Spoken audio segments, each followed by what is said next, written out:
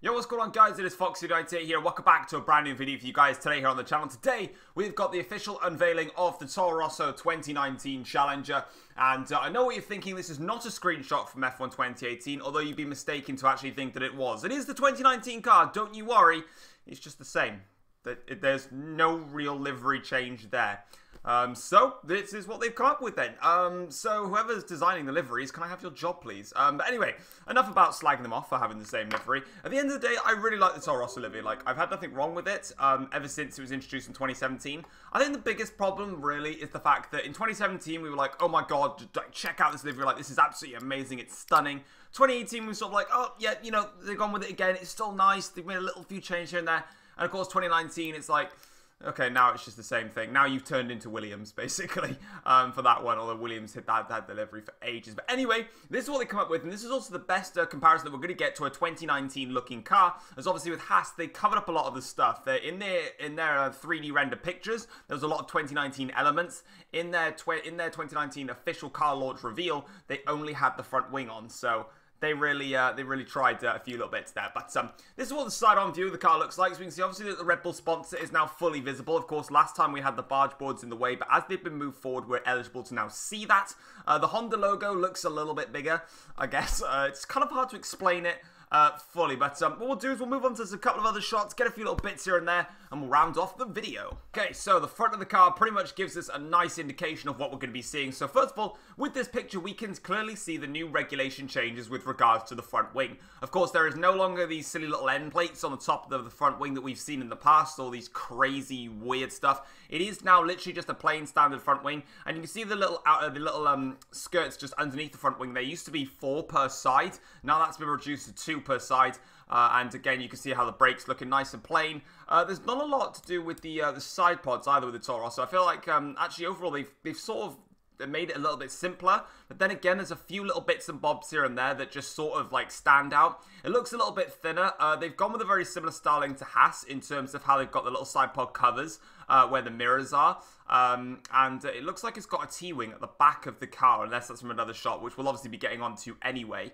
But again, there's definitely some really significant changes, and with this Toro Rosso car, like I said, we can really start to detect all the brand new little bits and bobs about the 2019 car, because we can actually fully now see it here, which is really good for us to actually visibly see. And also, from every picture that I see, I don't know what it is, I don't know if it's just me or if it's anyone else as well, the rear wing looks skinnier than last year. I don't know what it is. Like, the rear wing is technically meant to be wider and also taller at the same time, but I don't know, all these pictures, they just make it look a little bit skinny, but let's go and have a look at the rear of the car.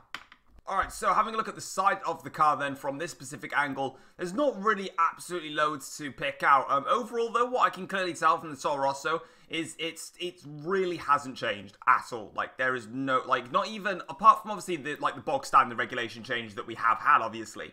There's nothing really that's completely changed the stylization of this Toro Rosso, and we're going to expect that for every single car. It is a full evolution right now, and until 2021, the cars aren't really going to look that massively different. Of course, there's going to be a few livery changes here and there, and some teams may shock us and go completely different, but overall, I just don't think there's going to be that many cars that have that many changes. But looking from this perspective, though, I mean, I'm not going to lie, Toro Rosso still looks nice. There's nothing wrong with it. But you can, again, like I said before, in terms of the sides, you can now see a lot more of the side of the car than you originally could. And they did, obviously, like I said, they did lower and push forward the barge boards to allow for sponsors there. Toro Rosso haven't put any sponsors there, so I'm not quite sure what was the point in that in the first place, if that's the case, but I mean, there's still some bits like the Red Bull logo now, for example, that we can fully now see now that the regulations have come in place. And this is the final picture that I wanted to show, because it really does give a beautiful overview of the Toro Rosso in general and just how much things have changed.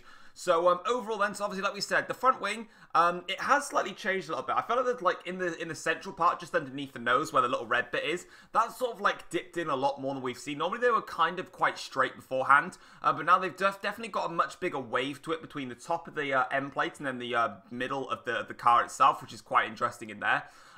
Interestingly, from this picture, the sides of the car, where the side pods were, and you obviously had that little piece that stuck out, which you can see just on the sides, I actually thought they were connected to the side of the car. They're just completely separate little pieces.